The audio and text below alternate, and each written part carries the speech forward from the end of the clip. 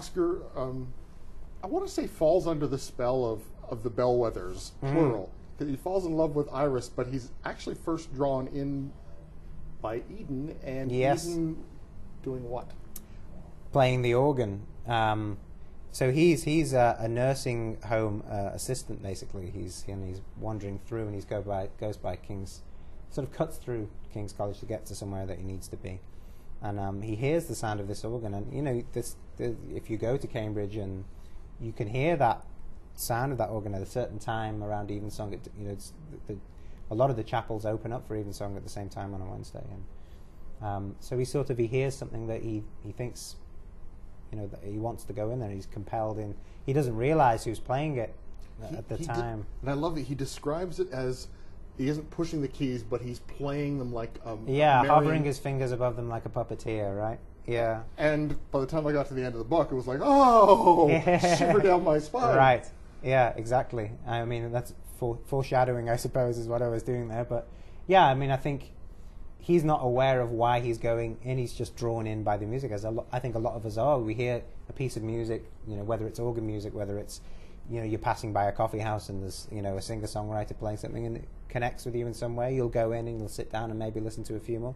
And that's what happens to him, and he's not aware who's behind it. And then, he looks over and there's a girl there, and it, as the book unfolds, we realize how the two things are connected, and Eden then claims that actually it's more connected than he even realizes. Mad genius, I guess, is the only really way you go. I mean, he's right on the edge at the beginning of the book, and gets closer and closer to that sharp edge. He is. I mean, he's a very gifted musician. So he's, an astounding player of the organ and of the piano and a whole range of other instruments that he probably doesn't play in the book, but he probably could play. He's one of those musicians who could just pick anything up. He could pick a lamp up and probably get a sound out of it or something. And not only that, but he's also a gifted scholar of music. So he's very interested in how music works and the mechanics of how to use music to get certain effects in the listener. And his guru in the book is a very real Baroque composer called Johann Mattheson, who is kind of overlooked as a composer. He was a friend of Handel, and they got into a duel. That story is true. That's true, yeah. Johann Mattheson was very real, I should say. And he was most known for this piece of music theory called, the book was called Der Vollkommene Kapellmeister, which means the perfect chapel master, which is sort of a manual for how to use music to get certain effects in the listener. And so he even sort of takes that, and being the kind of person he is, he's a gifted player, he understands music so well, he professes to know it better than most of his peers or anyone he knows. He takes that and he sort of does, I suppose, what we would do if we buy a wreck of a car, and then we add, the speakers and the tires, and that's kind of what he does with music. He amps it up until and takes it somewhere that he thinks is more powerful. Oscar, in his nursing home capacity, is introduced one of his patients, who's a lovely old guy. I liked him a lot.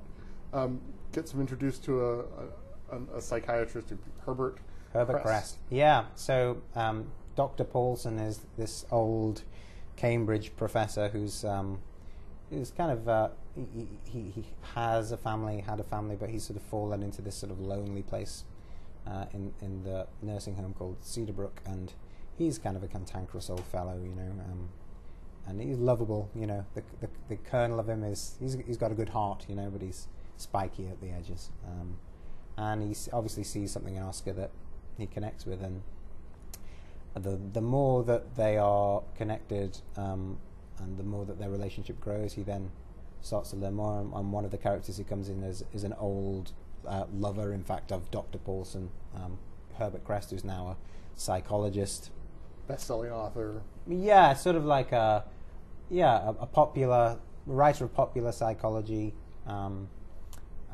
case studies, basically. Sort of like maybe an Oliver Sacks of the psychology world or something like that. That's who I was thinking of as a parallel. So, their former relationship is sort of woven in a way to what's happening with Oscar and the Bellwethers in the book. And I don't want to ruin too much for readers of it by saying how, but not all is what it first appears, perhaps, is the best way of putting it. You call it revivals, that's in the sort of the spiritual kind of...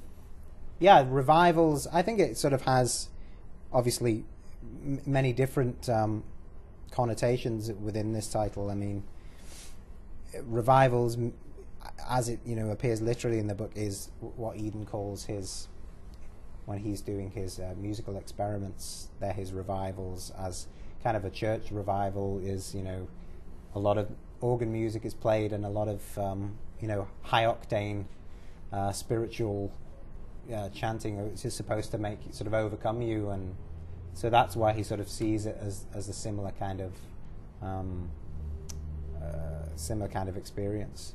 But it also, revivals obviously then takes on another sort of connotation in the rest of the book, in a literal sense maybe, and the word bellwether and revival together, sort of you're not quite sure how they necessarily fit together. So yeah, the title is sort of one of those things which I think the more that you read with the book, the more that you understand the characters, the more that you connect with the plot, you see more layers maybe within the title. The book is The Bellwether Revivals. I've been speaking with the first-time novelist Benjamin Wood and The Bellwether Revivals, published by McClelland and Stewart.